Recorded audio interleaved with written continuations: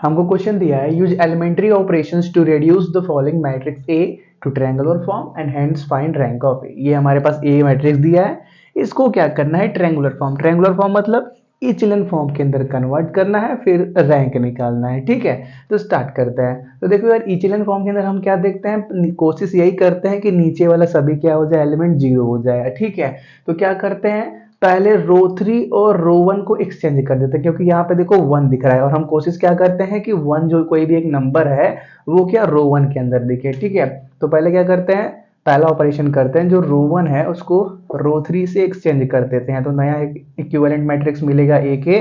देखो यार, हमने इक्वल और इक्विवेलेंट के बारे में अभी डिटेल में बात नहीं किया हुआ है, उसके बारे में आई होप कल या परसों की क्लास में डिटेल में बात कर लेंगे। ठीक है, जब जो भी ओरिजिनल मैट्रिक्स होता है उसको हम इक्वल के बराबर लिखते हैं, और जब आप किसी भी एलिमेंट्री ऑपरेशन के बाद, एलिमेंट्री ऑपरेशन मतलब रो कॉलम को चेंज करने के बाद एक नया मैट्रिक्स बना लेते हो, तो वो पुराने के इक्विवेलेंट कहलाता है। ठीक है, तो क्या बोलेंगे, ए इज इक्विवेलेंट टू, अब क्या रो 3 को रो 1 से चेंज कर दिया, तो 1 माइनस 1 2 0 0 1 2 1, सेकेंड रो में कोई चेंजेस नहीं है, 5 3 14 और 4। ठीक है, अब क्या करते हैं, नीचे वाले सभी को जीरो बनाने की कोशिश करते हैं। तो पहला ऑपरेशन, अब दूसरा ऑपरेशन क्या करते हैं, जो हमारे पास रो 3 है उसको रो 3 माइनस 5 टाइम्स ऑफ रो 1 करते हैं, तो 5 माइनस 5 यहाँ पे जीरो हो सकता है, हाँ हो सकता है।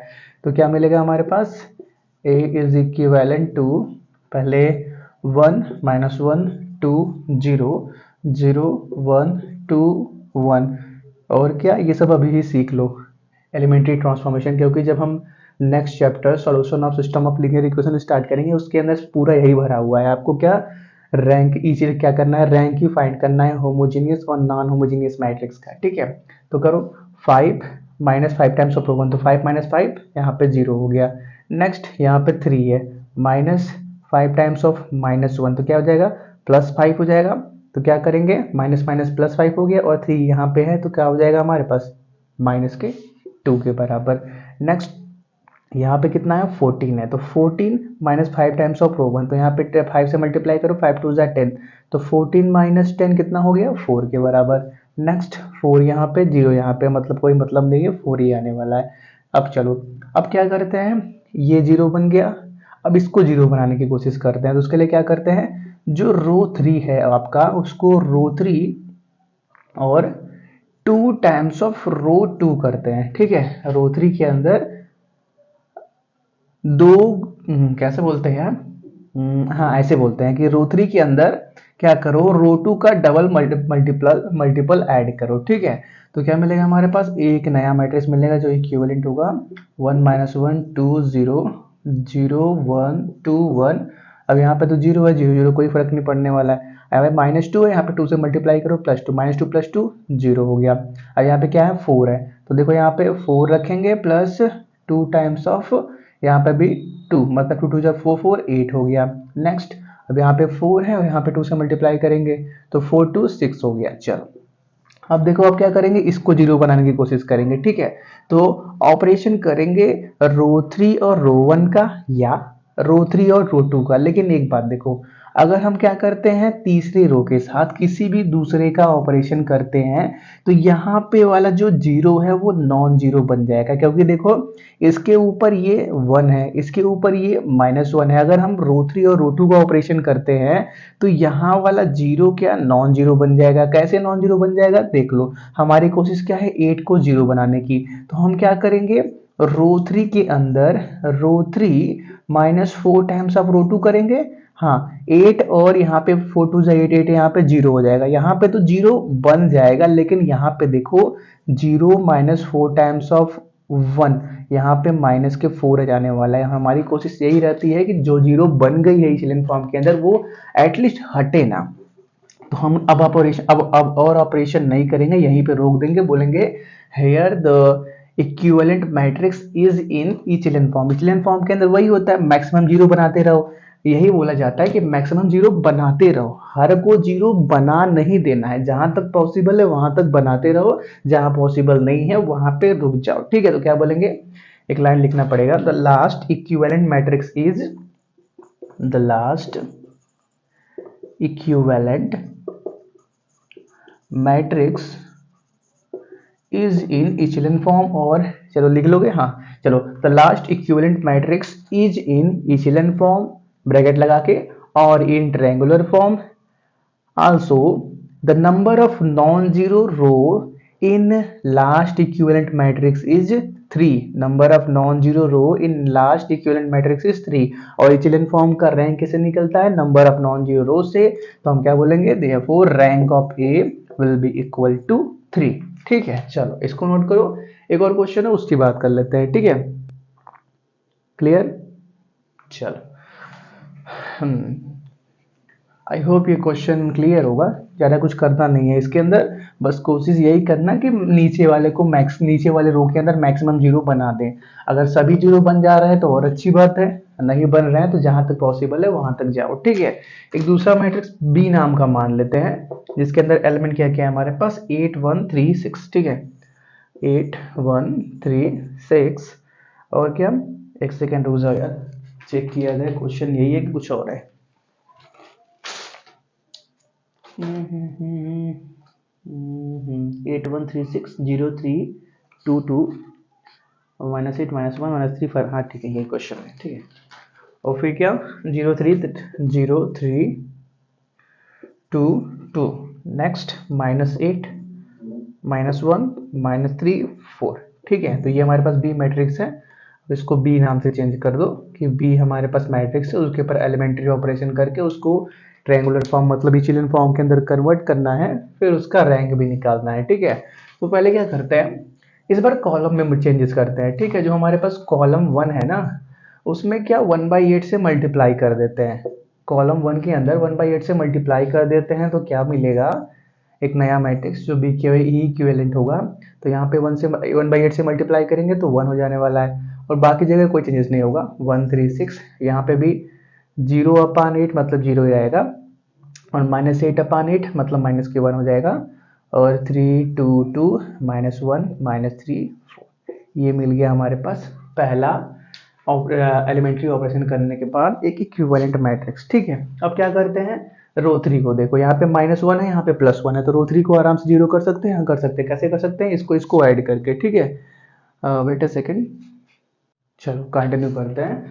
तो हमने क्या बोला कि अगर इसको ऐड कर दे तो यहाँ पे 0 बन जाएगा, और इसको भी ऐड करेंगे तो यहाँ पे 0 बन जाएगा। हाँ बन जाएगा, हमारी कोशिश भी यही रहती है कि नीचे मैक्सिमम 0 बनाने की। तो क्या करते हैं, जो हमारे पास रो 3 है उसके अंदर रो 3 रो 1 को ऐड कर देते हैं। ठीक है, तो क्या बनेगा, बी नाम का एक नया इक्विवेलेंट मैट्रिक्स बनेगा, जिसके अंदर क्या मिलेगा, 1 1 3 6 0 3 2 2, -1 + 1 0, -1 + 1 0, -3 + 3 0, और 6 4 10 मिल गया। चलो अब इतने में हो गया।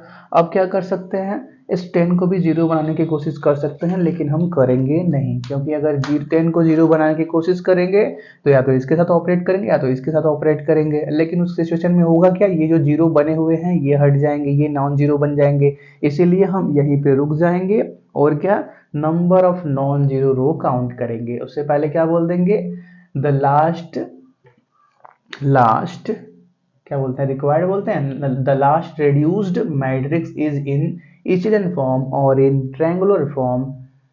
Also the number of non zero row is 3, the number of non zero row. इसके अंदर देखो 4 एलिमेंट थे रो 3 के अंदर, लेकिन चौथा जो एलिमेंट है, आखिरी जो एलिमेंट है वो क्या है, 10 है, मतलब नॉन जीरो है, मतलब इसको भी काउंट करेंगे, इस रो को भी काउंट करेंगे।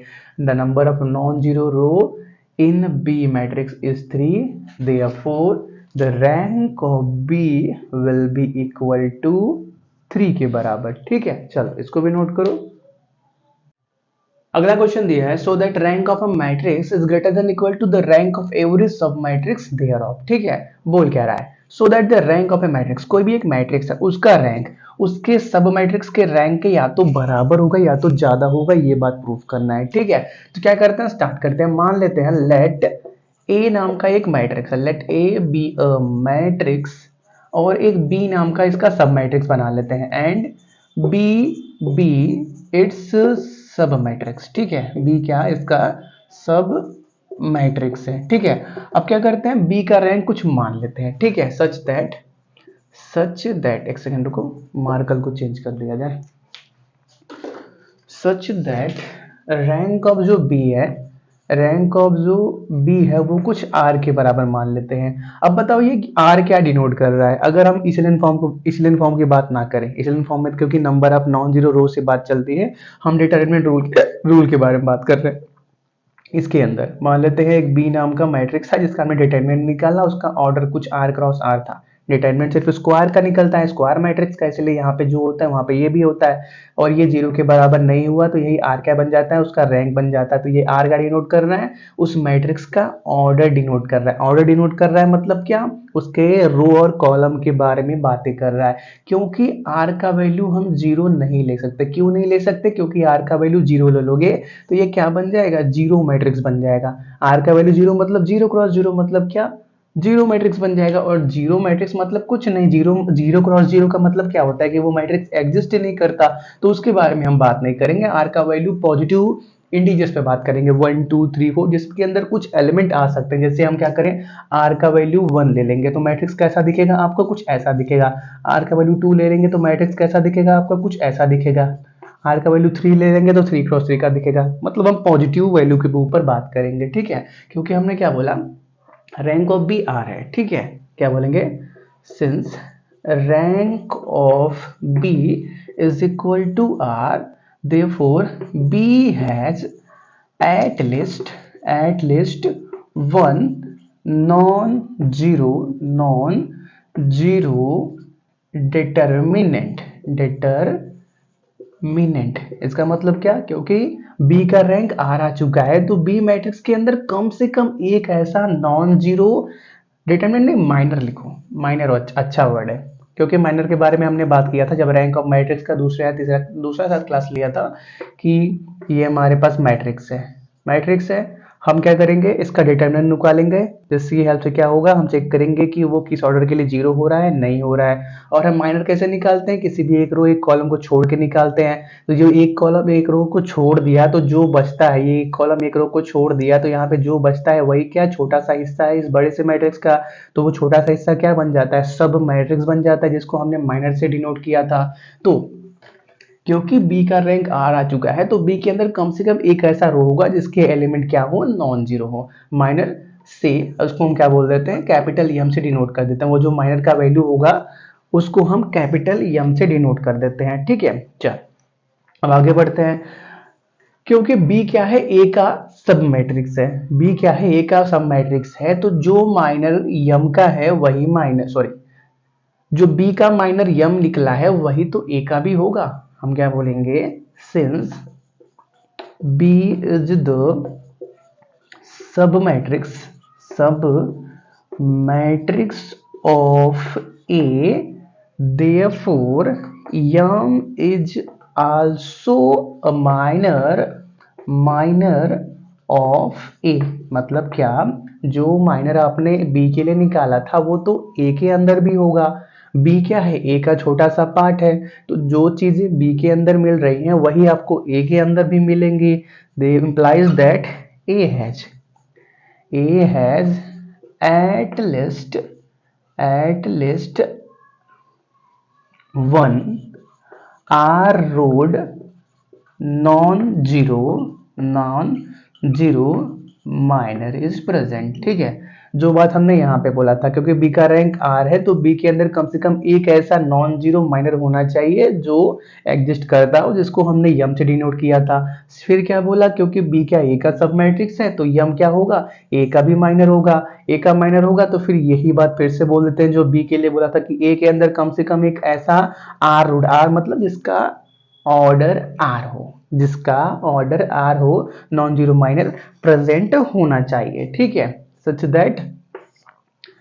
That rank of A is greater than equal to rank of, ना ऐसे बोलो ना, रैंक ऑफ यस। आर माना था कि यस माना था, आर माना था तो आर से लिखो कि रैंक ऑफ ए क्या होगा, या तो आर के बराबर होगा या तो आर से ज्यादा होगा। क्यों, क्योंकि बी का रैंक आर माना था, तो आर क्या है, छोटा नंबर है। आर क्या है, बी जो छोटा सा सब मैट्रिक्स है उसका रैंक है, तो हो सकता है जो ए का रैंक है उस आर के बराबर भी हो जाए या तो उससे ज्यादा भी हो जाए। दैट इज आर का रैंक अब किसके बराबर है, रैंक ऑफ बी के बराबर है। तो rank of A is greater than equal to rank of B, मतलब क्या, रैंक ऑफ मैट्रिक्स, कैसे लिखेंगे, rank of matrix, rank of a matrix is greater than equal to the rank of every सब matrix thereof, ऐसे यहाँ पे लिख देना, ठीक है, ये लाइन लिख देना,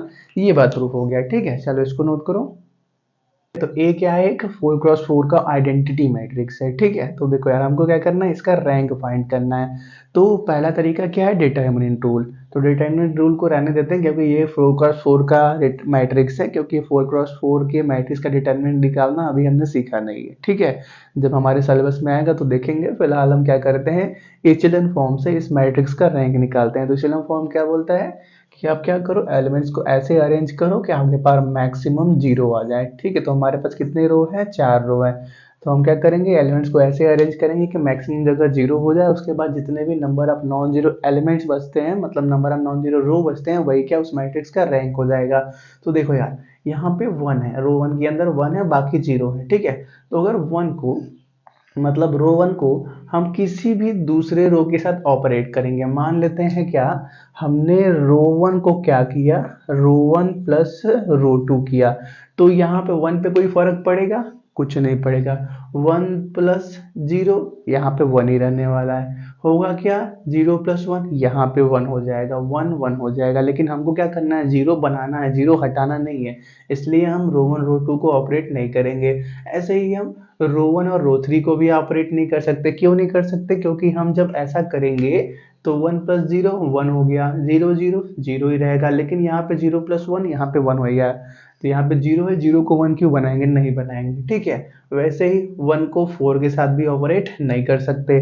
क्यों नहीं कर सकते, हाँ ये बात भी क्लियर है, क्योंकि जब ऑपरेट करेंगे तो 0 प्लस 1 यहाँ पे 1 बन जाने वाला है, क्योंकि हमको 0 बनाना है, 0 हटाना नहीं है, इसलिए हम 4 के साथ भी ऑपरेट नहीं करेंगे। और देखो ऐसे ही किसी भी दूसरे को, रो 2 को हम किसी भी दूसरे रो के साथ ऑपरेट नहीं कर सकते, क्योंकि देखो सभी एलिमेंट डायगोनल पे हैं, सभी एलिमेंट डायगोनल पे हैं, क्योंकि आइडेंटिटी मैट्रिक्स है तो एलिमेंट तो डायगोनल पे रहने वाले हैं। तो जब एलिमेंट्स डायगोनल पे हैं तो उनको किसी भी दूसरे एलिमेंट के साथ ऑपरेट करोगे तो 0 तो हट ही जाने वाला है। अगर हम रो 2 को क्या करते हैं, रो 1 के साथ ऑपरेट करते हैं तो होगा क्या, 0 प्लस 1 यहाँ पे 1 हो जाने वाला है, 1 1 0 0 बन जाएगा। तो हमको ऐसा तो करना नहीं है, तो हम क्या करेंगे, कुछ नहीं करेंगे, इतने पे रुक जाएंगे। बस क्या करेंगे, number of non zero row count करेंगे। तो कितने number of non zero row हैं, 4 number of non zero row. मतलब अगर हर रो को देखो, एक एलिमेंट ऐसा मिल गया जो 0 के अलावा एग्जिस्ट करता है, तो वो रो क्या, नॉन जीरो रो हो जाएगा, ठीक है। तो यहाँ पे देखो 1 है 1 है 1 है 1, मतलब हर रो में एक 0 के अलावा एलिमेंट पड़ा हुआ है। तो क्या हो गया, हमारे पास नंबर ऑफ नॉन जीरो रो कितने हैं, तो इस ए मैट्रिक्स का रैंक कितने के बराबर होने वाला है, 4 के बराबर होने वाला है, ठीक है। इसको नोट करो।